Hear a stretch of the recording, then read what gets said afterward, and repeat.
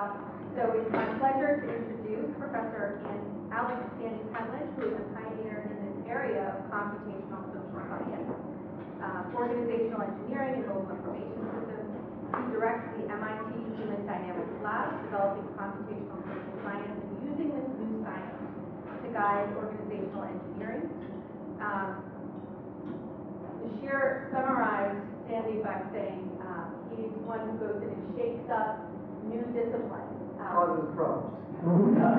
Gives us challenges to think about. And so we're very excited and sort of honored that he's chosen to shake up the field of teams and network science. And so tonight he's going to be talking to us about some social physics. So please join me in welcoming. So I noticed that I'm in between now and Second City, so I sort of have to like ramp up the Second City level or something. What? Okay. Well, we'll try. Let's see what we can do. I hope this thing is working. I found this a couple of years ago, and I really liked it. So I thought we can make it work. Oh well. Sandy, you want me to get tech support? Well,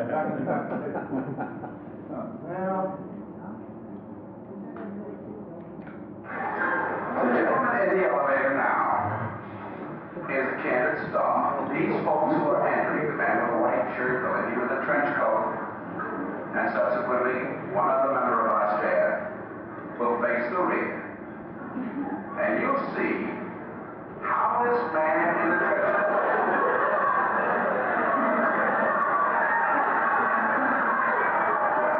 tries to maintain his individuality.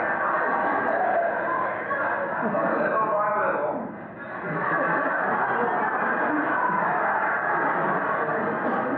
You listen to his watch, but he's really making an excuse for turning just a little bit more to the wall.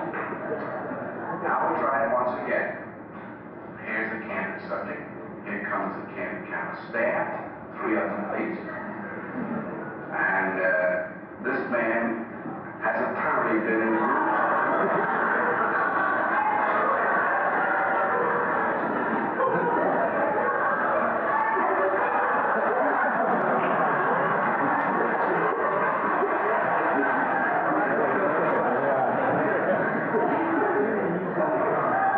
Here's a fella with his hat on in the elevator. First he makes a full turn to the rear, and Charlie closes the door. A moment later, we'll open the door, everybody's changed positions.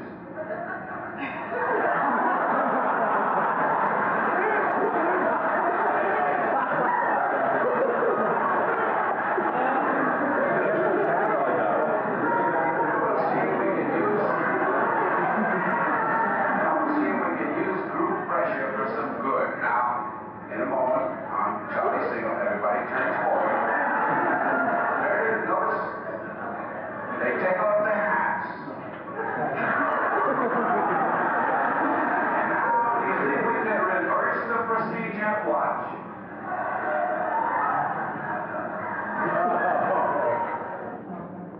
I thought you might like it. Shows the power of social context, social pressure, and it also shows something that we don't typically think about. So like, when I listen to all the talks today, they're all about thinking about strategy, mental representations, transactional memory, things like that. This guy was not thinking through this deeply, right? This was social pressure. He was uncomfortable, but a lot of the things that we do are like that. I mean, the reason I wear a jacket is not that I like jackets, I hate jackets, but, you know, and the shoes you wear, and I mean, there's all these things that we choose that we don't think about that much. And it's been hard to study these things because we just had these tools. And I want to sort of point out the thing that's really changed in this world.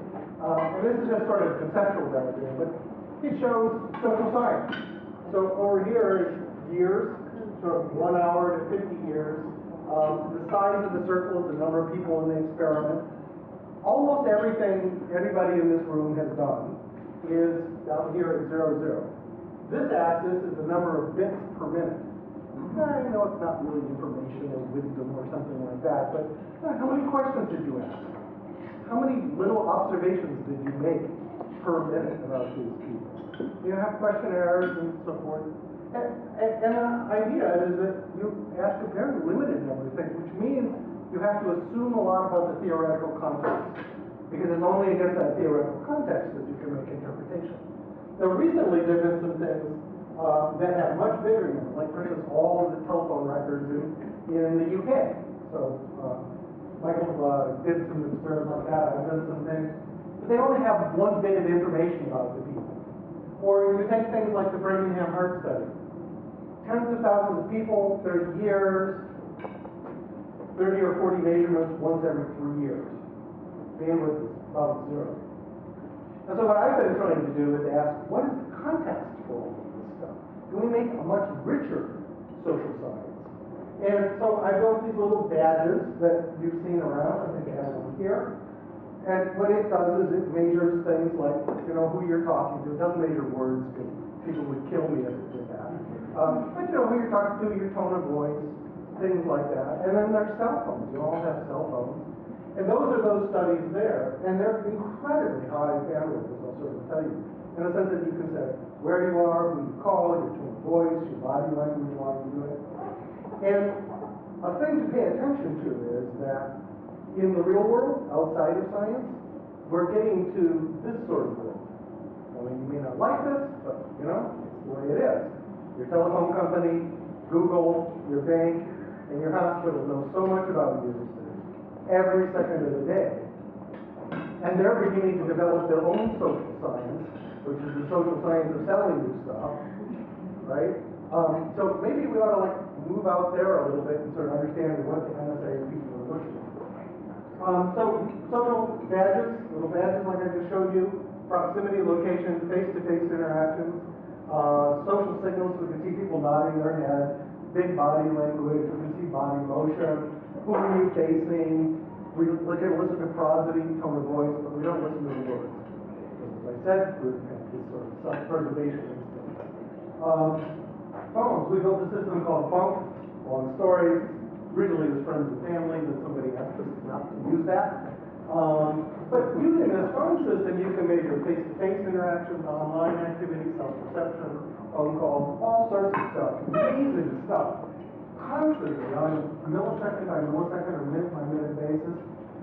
And you can do it for a large number of people, for long number of days. We typically do an entire community for a year. So what do they buy? Who do they talk to? Who do they text? How much do they weigh? What do they feel about themselves? All the traditional things. But then we also look at all the communication channels. And interestingly, some 1,500 other research organizations around the world have downloaded this software, because it's open source, and they're doing stuff with it too. So you might want to pay attention to that. And what these things give us is it gives us a sort of a real-time, multi-channel picture of what's going on in an organization. So this is a bank in Germany. And I'm showing you an extremely low-resolution version of what they did during 1 month. 5 departments. This is all the email, electronic traffic. This is all the face-to-face stuff. Right? All the face-to-face stuff. The stuff in the hall, the stuff around coffee, etc., etc. And you can find interesting patterns. Like here, this is a creative group. They're designing a new ad campaign. They just started. They're doing planning meetings. That's the weekend. They're doing planning meetings. Anybody see anything wrong?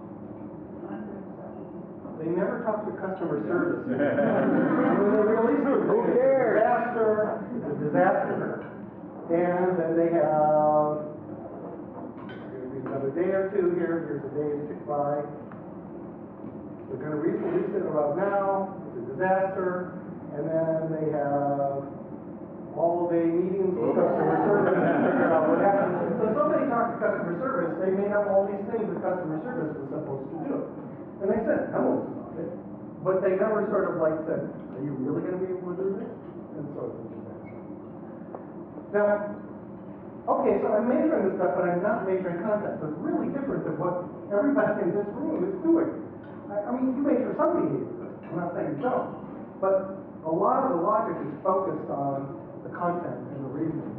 And I'd like to sort of use this as a metaphor, basically. I mean, I know this is a little cartoony, but it's in a Nobel Prize lecture. Oops. Get it to come back. There we are. Danny Kahneman's Nobel Prize lecture, and he wrote a book about it, and it's a somewhat reasonable picture of mental cognition in humans. It's a slow system, which is the one we're mostly conscious of. It's reasoning, it's reflection. But the much older system is this fast way of thinking, which is associational. Basically, it takes experiences that you've had, experiences you've observed in other people, and does associations between them to figure out what to do. And the interesting thing is that this is probably 95% of everything you do. Because this is the one that you can do in real time. This one is harder. You have to think it through, you have to do things. And so a lot of the evidence is that this is mostly what we do. This sort of compiles new ideas and loads it in there. That's the one that's functioning. Now what's interesting about this is these are reliable, repeatable associations. In the same situation, we do the same thing. That means that I can use statistical methods to find those associations and write them down, right? Or put them in the computer, at least. And that's the thing that I call social physics. So I don't think that I can do anything with, the diversity of human thought, our sort of conscious, reflective, deductive way of operating. But I think I can do a good job of characterizing our habits and the social constraints, the learning we have from other people. Just like that poor guy in the elevator. Everybody in the elevator did exactly that. It was a good probability that people would do things, and you could write down the statistics of how shaped people's behavior is by the people around them, if you could measure the people's behavior and the strength of interaction. And what I just told you is, now you can measure it. And that means we can look at social influence, social pressure, social learning in a way that we've never been able to do previously, just because of limitations of tools. But we're not going to capture this stuff, because this depends on content and logic and belief systems and things like that. So this is what it looks like when you write it down. This is just one version, but this version works really well, called the influence model. There's a paper that James Fowler and I did about this recently. So, it's not just me, it's other people who believe in it. But basically, it has a term for tie strength and a term for how my actions influence yours. And the important thing is I can watch us for a period of time, and it's not a hugely long period of time, and I can derive all of these parameters. In other words, I can learn how the organization works from, say, a week's worth of observation, and I can now tell you, without asking a single question, how strong the functional tie strength is between two people. In other words, how much does my behavior influence you? It's a probability distribution. How much of which action of mine influences which action of yours? That's this. Again, without asking any questions, just by observing the behavior. Here's an example of something, one example of many. So we looked at a community of 65 young families for a period of about a year and a half. So we know everything about these poor folks. It's all human-centered law. We paid them, don't worry. But we had the entire community. And we gave them all smartphones. We knew what they bought. We knew how they slept, because we had mental health sensors, sleep sensors. We had their health records. We asked them the big five personality. You name it, we tested them with all sorts of things. We also know who they called, who they physically spent time with, who they texted, what they did on Facebook. So we have this incredibly rich picture. And if we asked questions like, if people you interacted with had downloaded some app, could I predict the likelihood of you downloading that app? So there's a nice sort of conscious decision. And the answer is we can do about 45% accuracy. Doesn't sound great, but remember there's thousands of apps. This is actually about 4 or 5 times better than you can do with sort of the best Bayesian formulation that ignores this network exposure. So the network exposure goes from about 12% accuracy of predicting which app you'll download next, to to almost over 45%. So something about these statistics that we've got from watching people interact lets us predict behavior in a way that is actually quite meaningful. That's the bottom line. We've done this with other communities. We gave out phones to an entire dorm that's famous for being insular. They basically don't talk to anybody else. They eat together, they sleep together, they do everything together. That's why we chose them. And we could do things like we could look at the pattern of interaction and predict who they would vote for, what they would be eating, their body mass change, all with about R-squared about 0.35. Okay? Without knowing anything about what they talked about, things like that. And this was through exposure to the amount of time you spent with other people. Interestingly, you couldn't predict any of these things from the people that they self-reported that they talked about these issues with. You couldn't predict any of these things from the behavior of their friends. It was just purely the atmosphere, the environment they were exposed to, that was the only one that gave statistically significant results. We also had them go through an exercise where they were incented to change other people's behavior. And I would give you a little bit of money if he became more active. Okay? That was the experiment. And what I could do is I could predict with an R-squared of like 0.8 how effective you would be on him by looking at your patterns of interaction. I could also predict your trust judgments between each other with a similar sort of thing. Trust here, I don't know what trust means. We ask them questions like, would you loan this person your car? Would you let them babysit your baby? Would you loan them $100? So the number of times they say yes to questions like that was a trust score. Trust itself. So these are just from the patterns. Right? Again, there's no content here. So why does this work? That was the question that bugged me. And here's a paper by Rendell et al. In Science called Social Learning. And the claim that's tested there, and this is a computational model, it's an agent model, is that social learning is more efficient and robust than individual learning.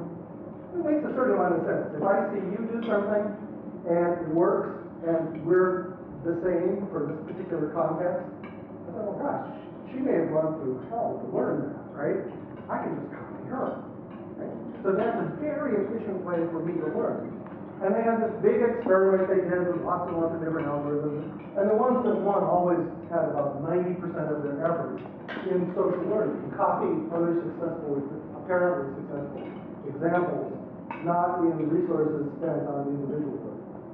So what that argues is that this social learning, this copying, this social influence, is an extremely strong element of behavior change in humans. And that's, of course, what I saw in actual data, too.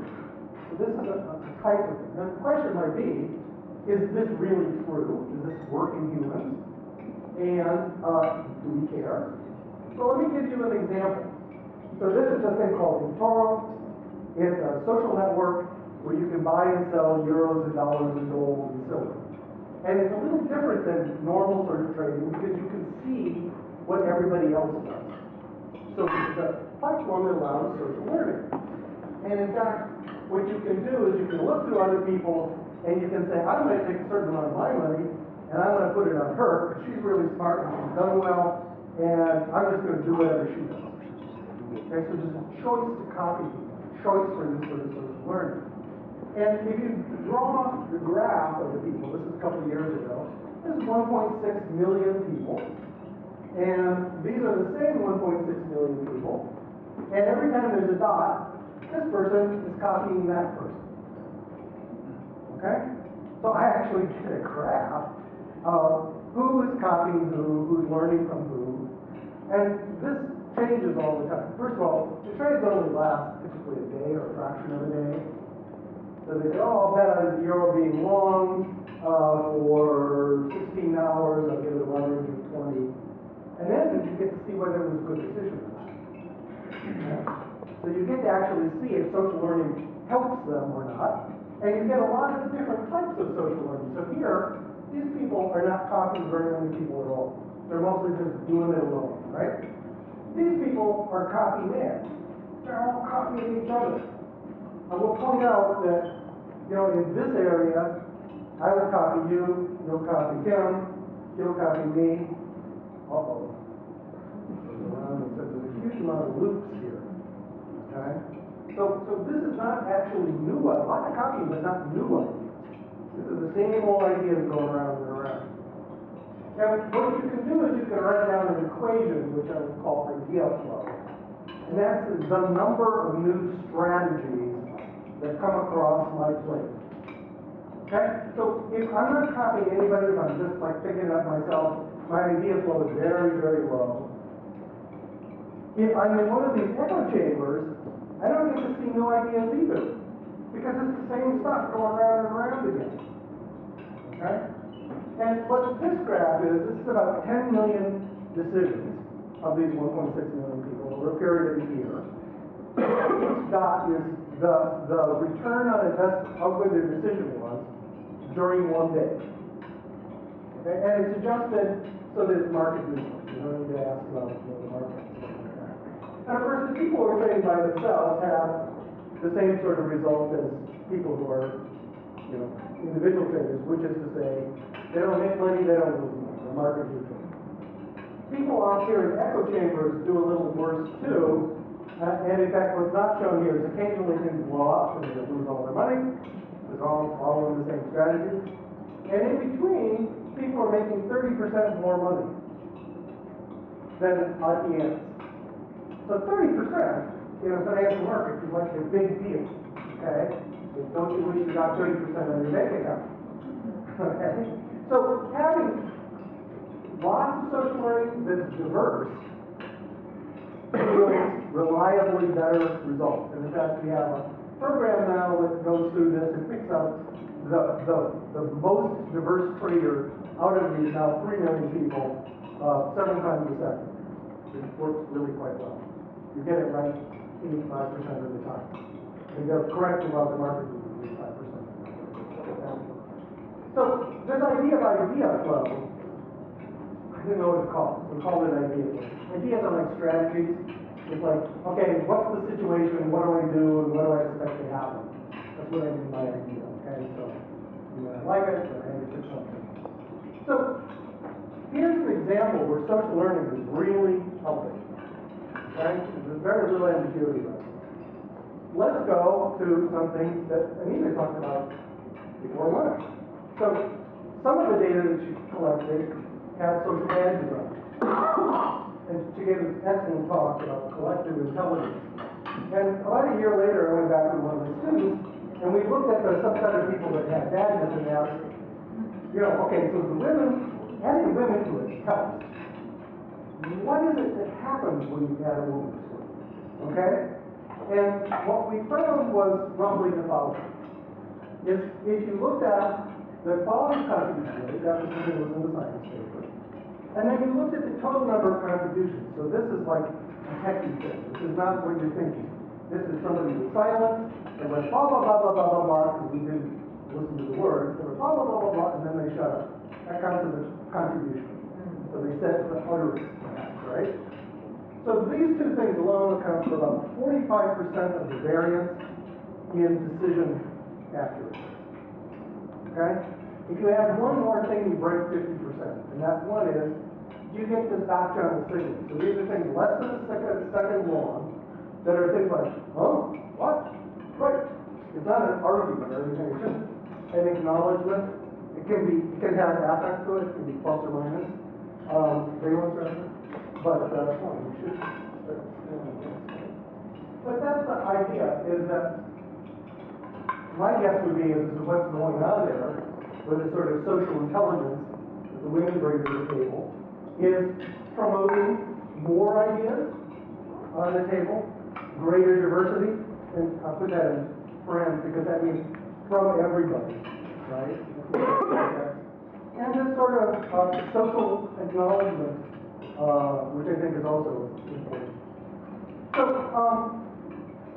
you can ask, and I think the question was asked, can you use this information to help meetings? And we have something called the meeting mediator. what Tammy Kim, for her PhD thesis, worked on this. What it was is a thing that used the badge and made a display like this for both face-to-face and distance meetings where people are not co-located. And what it does is basically show information that's very much like this rate in diversity. So I have a little green ball. This is for 4 people. The ball goes over towards one person if this person is talking too much. Okay? And it's nice and bright green if there are lots of contributions from everybody, and it gets red if there aren't. Okay? So lots of contributions, lots of equality. When you do this with a distance group, so 2 people in one location, 2 people in another, you find it has a fairly dramatic effect on the dynamics of the meeting and the output. So in distance groups with this display, you get much higher productivity measured in the number of conventional ways. And the reason seems to be that you get more utterances, more contributions from everybody, more equal participation. A really interesting one is in trust games.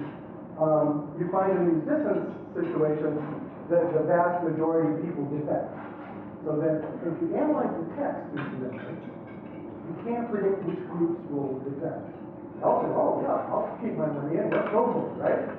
But most of them don't.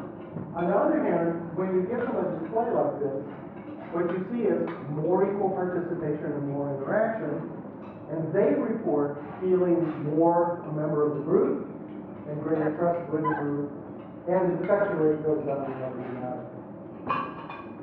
So that sort of argues that this way of thinking about things really does have something to do with at least these sorts of tasks. I'm not saying this is for all tasks.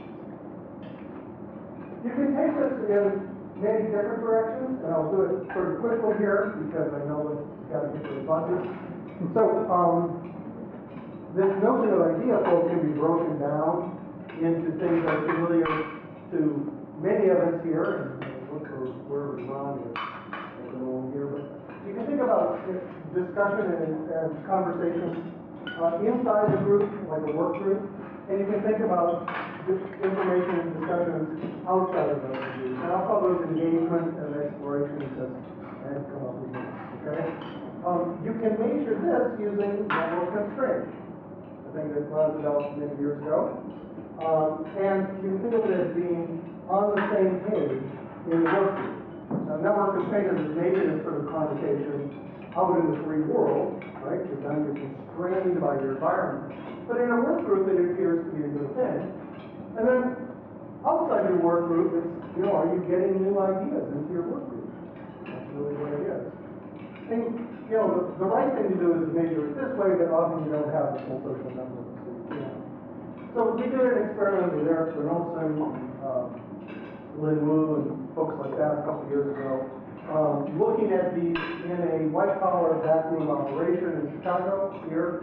So these people with master's degrees that were configuring IT solutions for the sales team. The nice thing about it was we knew who talked to who because we put badges on them. And we knew exactly how many dollars they made because it was very highly tracked activity.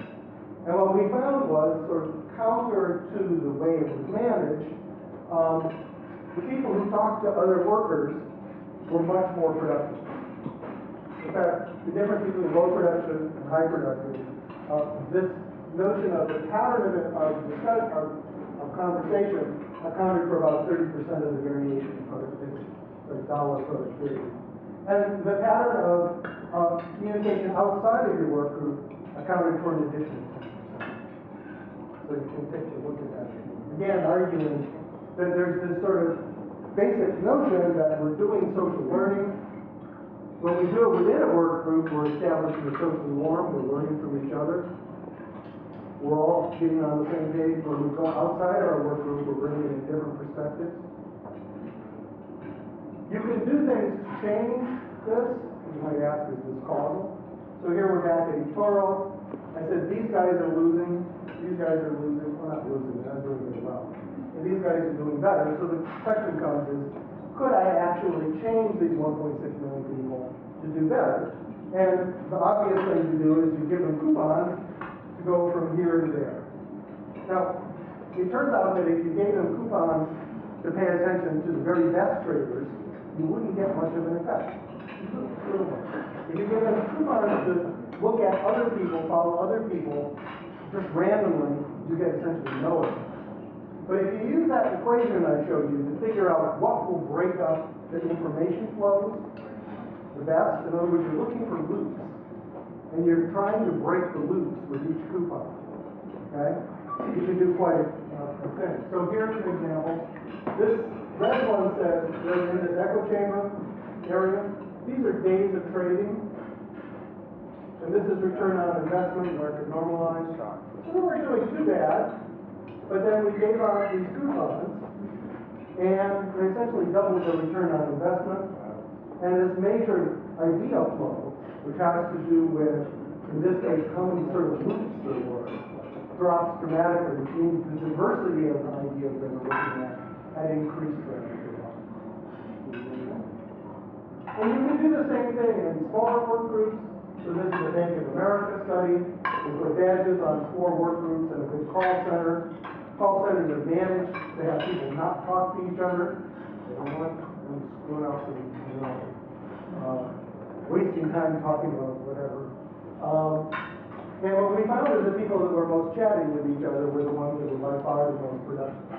So the ones that had good group engagement, measured in this way, were far more productive. So there could be a lot of reasons for that. It could be that those are people who are naturally good with other people. It could be many things. But what we did is we talked them into doing a very simple thing, which is changing the coffee break structure. So the way this was organized, everyone got a separate break so that they wouldn't talk to each other. Right? Yeah. Bad employees, right? So we said, no. I talked them into like giving the entire group a break at the same time.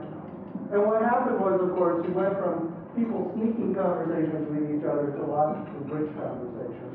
And big increase in engagement, of course.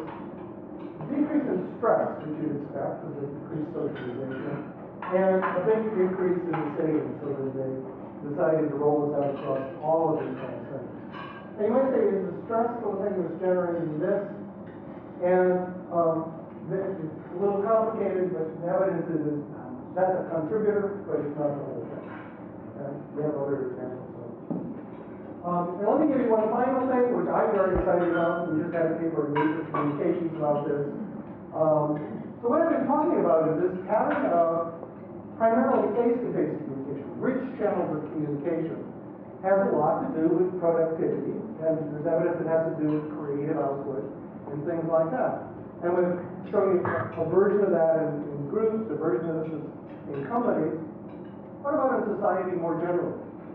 Well, it turns out that you can actually measure the pattern of face-to-face communication in entire cities nowadays with things like Foursquare. You get to know when people hang out with each other, where they live, stuff like that. And so you can actually derive a law, a rule, a mathematical rule, that talks about the pattern of face-to-face communication within a city based on this evidence. And it's primarily a function of 2 things. One is the density of the city, and the other is transportation. Okay? So you can go out and see a lot of people, you see more people, right? And using those 2 things, plus this simple idea, we were able to do the following, which is each of these dots is the GDP of an American city or an EU city. And by calculating this idea flow number, which has to do with the amount of face-to-face and pattern face-to-face communications in the city, you can predict the GDP quite accurately. And it's different in the EU because they have a different transportation structure than the US.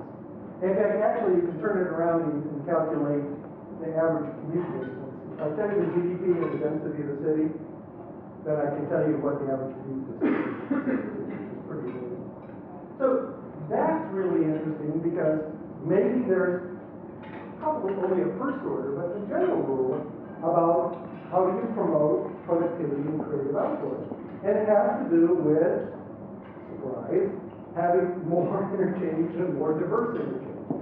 Stuff we sort of knew, back before you decided to become a scientist, and it got very complicated. So that's really interesting to us, and what we're trying to do now is follow this down in various ways. And we've even designed some cities And as a final thing, before you get on your bus and so forth, I'll just mention that you might be disturbed, should be disturbed, by the invasiveness of the sort of data that I'm collecting.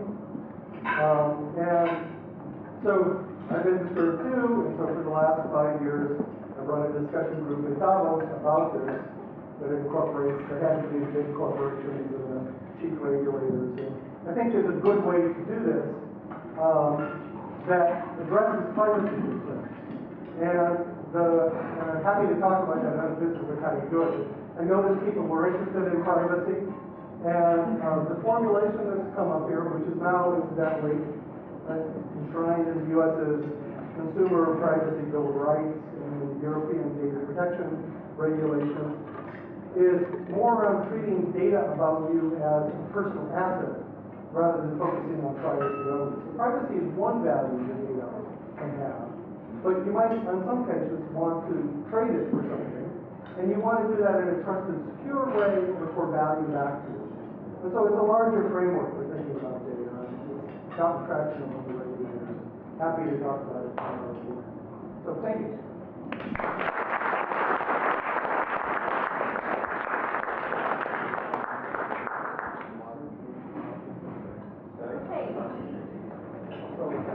Yes, we have about 6 or 7 minutes for discussion and questions. So maybe 2 questions, and then people can burning questions. Sorry, I get between you and Second City. Sandy, can you hear this? Zero weird. I can't hear you, but that's okay. I think it is on. It's on. But there's no sound.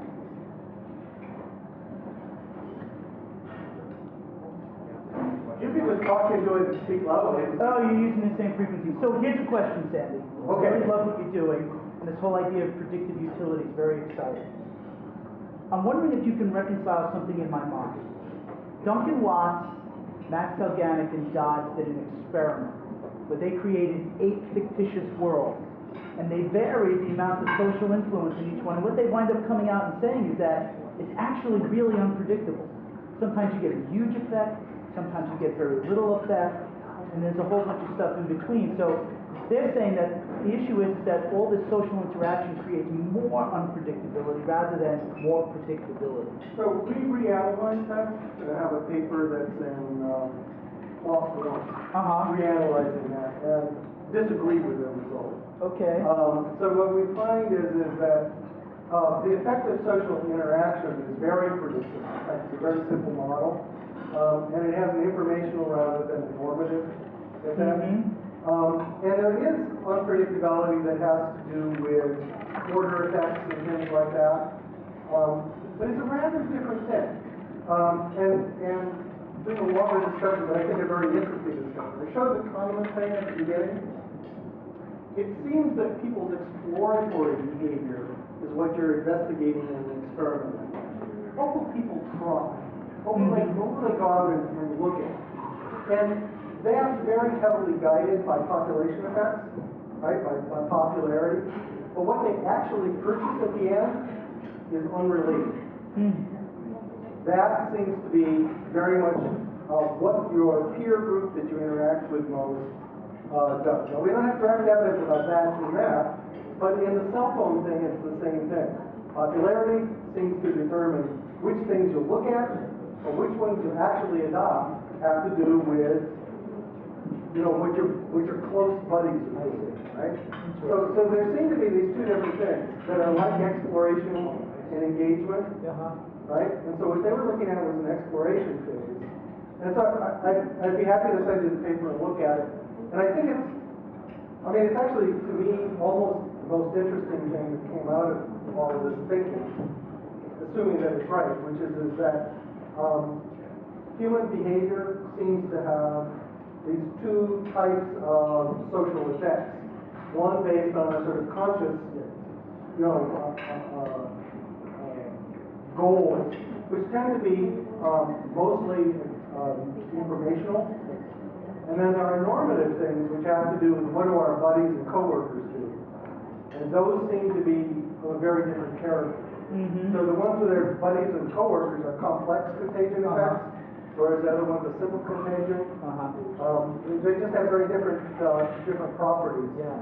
I And think if I understand you right, in a population, the same decision for some people could be deep processing and for other people shallow processing. yeah. I mean, it's an interesting division, yeah. Thank you. Another question?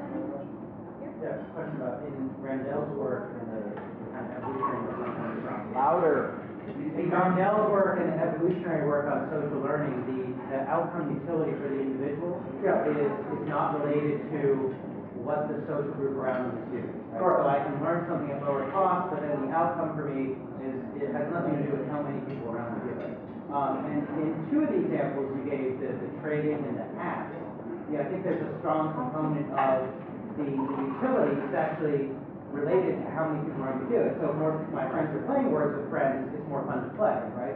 And once enough people are going short on stock in a day, it's going down. And so I kind of got to get on the bandwagon going short. So I'm just wondering if you've thought about it, because that's something that it's an interesting dynamic that the Randell stuff doesn't touch, and it's probably unique to humans, right? Yeah. Somewhat. So the Randell thing, as I understand it, sort of implicitly controlled for a number of people. The number of people you could see. Yeah, they can control the payout, right? So they can give you the payout. And also the number of people you could observe. Yeah. Was constant, right? Yeah. Which is not true of humans. Right? I have to think about what you just said. Okay. But in the things here, looking at more people is diminishing returns. So the first sample gives you a lot of information, the second a little less, et cetera, et cetera. So there's a natural saturation of that. So that's the second element of what you said. I'm missing something. I'm sorry. Well, I think the social influence could actually be even stronger in that there's two pieces of influence: learning a strategy cheaply. Right. That's what Nell's on about. Yeah. But learning a strategy that's a winner because everyone else thinks it's a winner. Right. Yeah. So I think that's a really interesting thing, and we're looking at that in the informal database, because what it turns out is if you use sort of a standard economic rational model, you'd expect people to follow the people with the best performance, but that's not what they do. So most people do that, but there's a large number of people that follow other people based on other characteristics. We should talk more about it. So this is sort of a follow-up to Brian's question.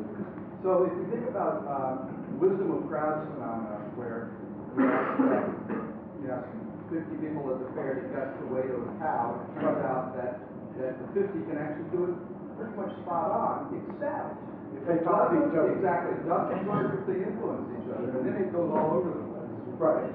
And I think that's exactly the same phenomenon that Brian's referring to. Now that's predictable. Well, so if you think about the electoral stuff, Go ahead. when they had sufficiently diverse people they were talking to, it worked well. The moment they talked to people that had similar opinions, or the same ideas went around and around, it didn't work. So the key thing are the people you're talking to having sufficiently different strategies than you have? And if you get to see lots of different strategies, that's much better for seeing the same thing over and over again. So the herding effects are indeed negative, and we see that in this data. There's a bunch of things I didn't talk about. You can actually, if you look at this herding effect, when you see it, you can reliably detect it, and it's actually a good strategy to bet against the herd. It's actually as good as the best human to bet against the herd.